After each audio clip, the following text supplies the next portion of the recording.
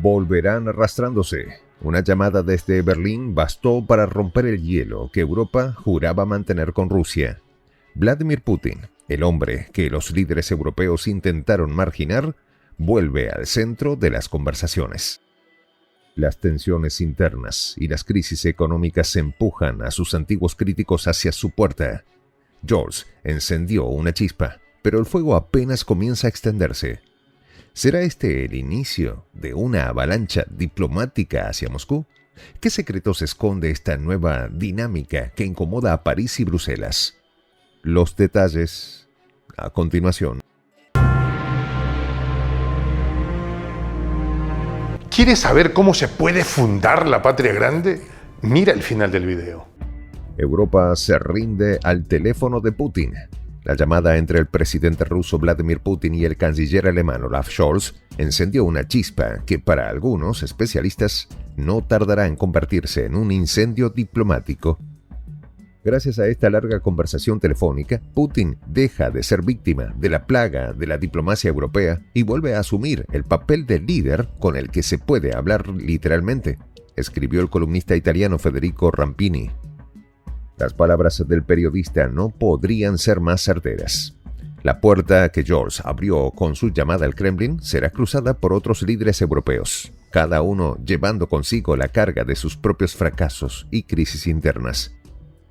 Hace unos días, después de 2 años de silencio, George marcó el número de Putin. Fue Alemania, no Rusia, quien buscó el contacto. La conversación no solo marcó un giro para las relaciones entre ambos países, sino que envió un mensaje contundente a toda Europa. El aislamiento de Moscú, tan defendido por Bruselas y Washington, está colapsando. La voz de Putin resonó desde Moscú, clara y segura, enumerando las condiciones para reanudar las negociaciones interrumpidas por Kiev. Con cada palabra, el líder ruso reafirmaba su posición como una figura indispensable en el tablero global, mientras Europa, acorralada por sus propios errores, comenzaba a mostrar fisuras. La iniciativa de George no fue recibida con entusiasmo en París ni en Bruselas. Según Rampini, esta decisión irritó a los principales actores de la Unión Europea que ven en este movimiento un desafío a la postura común del bloque. Sin embargo, no se trató de un acto altruista ni de un cambio repentino en la política exterior alemana. George, enfrentando una profunda crisis de gobierno y con elecciones en el horizonte, buscó desesperadamente proyectarse como un canciller de la paz, pero en lugar de consolidar su liderazgo, dejó al descubierto la fractura en la Unión Europea. La victoria de Donald Trump en las elecciones estadounidenses fue el catalizador de este cambio. Con Trump prometiendo un enfoque radicalmente distinto hacia el conflicto en Ucrania, Europa entendió que el tiempo para depender de Washington había terminado. George fue el primero en reaccionar, pero según el medio alemán Tagesspiegel, no será el último. Crece el número de líderes europeos que muestran interés en entablar un diálogo con el líder ruso, afirmó el periodista alemán. La mecha está encendida. El trasfondo de esta llamada revela las tensiones que sacuden al continente. Alemania, el motor económico de Europa, enfrenta una crisis sin precedentes. Las políticas energéticas fallidas, exacerbadas por el conflicto en Ucrania, han dejado al país al borde de una recesión. Los ciudadanos alemanes enfrentados a facturas de energía imposibles de pagar y una inflación galopante comienzan a cuestionar las prioridades de su gobierno. George, consciente de esta realidad, busca desesperadamente recuperar relevancia, tanto en casa como en el escenario internacional. Sin embargo, la llamada no solo fue una jugada política, representó un reconocimiento implícito de que Putin no puede ser ignorado. El aislamiento diplomático, tan promovido por Occidente tras el inicio del conflicto en Ucrania, ha demostrado ser ineficaz. Mientras Europa enfrentaba apagones energéticos y recesiones, Rusia fortalecía sus lazos con potencias como China, India y otros actores clave en Asia y Medio Oriente. En este contexto, George no tuvo más opción que acudir a Putin, iniciando lo que podría ser una ola de acercamientos por parte de otros líderes europeos. El Kremlin, por su parte, no tardó en responder. Putin dejó claro que Rusia sigue abierta al diálogo, pero bajo sus propios términos. Según fuentes oficiales, el líder ruso expuso las condiciones necesarias para reanudar las negociaciones con Kiev, subrayando que fue el régimen de Zelensky quien interrumpió los contactos. Mientras tanto, en París y Bruselas, el ambiente es de tensión. Emmanuel Macron, quien en el pasado intentó proyectarse como un mediador entre Moscú y Kiev, ahora se encuentra atrapado en un panorama político cada vez más complicado. Las protestas internas en Francia y el debilitamiento de su liderazgo en la Unión Europea lo han dejado sin margen de maniobra. La decisión de Scholz de dialogar con Putin lo pone en una posición incómoda, ya que cualquier intento de seguir el ejemplo alemán podría interpretarse como un fracaso de su estrategia anterior. En Bruselas, la irritación es palpable. La Comisión Europea, encabezada por Ursula von der Leyen, ha liderado una campaña implacable para mantener el aislamiento de Rusia, imponiendo sanciones que, lejos de debilitar al Kremlin, han perjudicado a las economías del bloque. Ahora, con Alemania rompiendo el molde, el consenso europeo parece estar en peligro. Otros líderes, enfrentando presiones similares en sus propios países, podrían seguir el ejemplo de Scholz, poniendo en peligro la ya frágil unidad de la Unión Europea. La llamada de Scholz a Putin es mucho más que una conversación entre dos líderes. Es un símbolo del cambio tectónico que está ocurriendo en Europa. Con cada día que pasa, se hace más evidente que el aislamiento de Rusia no es sostenible.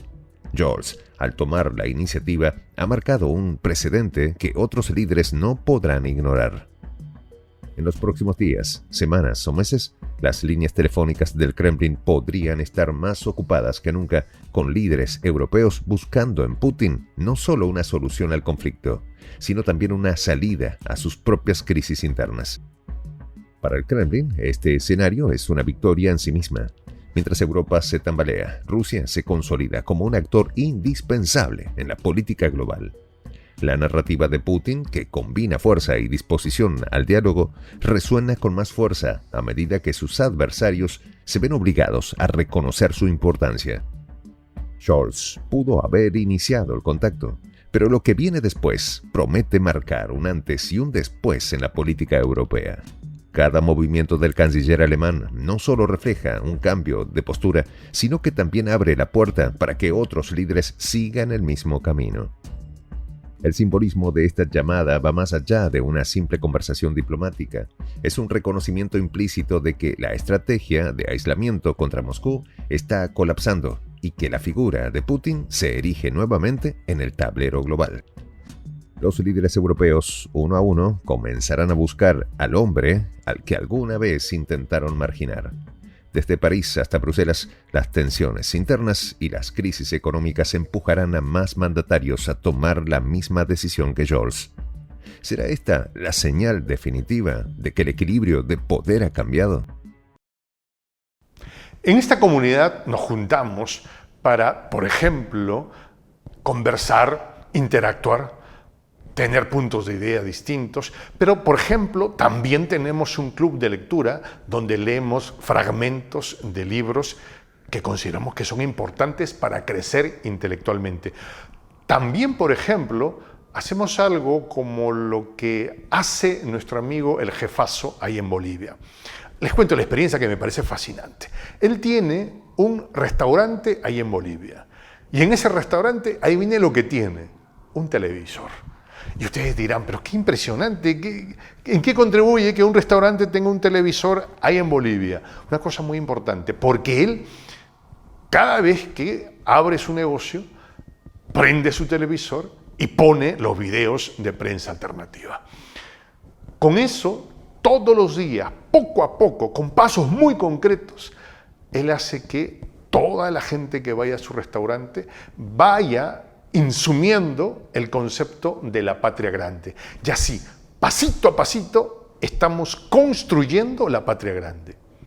Son esos pasos pequeños pero concretos que hacen posible que el proceso de la construcción de la patria grande sea algo que ya comenzó. Un hecho dinámico que no tiene retorno en la historia. Y de verdad, a nosotros nos gustaría que tú seas parte de esa propuesta. ¿Qué tienes que hacer? Muy simple, dale clic en el botón unirse. De hecho, al hacerlo también contribuirás con una pequeña cantidad de dinero que permitirá que Prensa Alternativa produzca más y mejores videos. De verdad que te esperamos.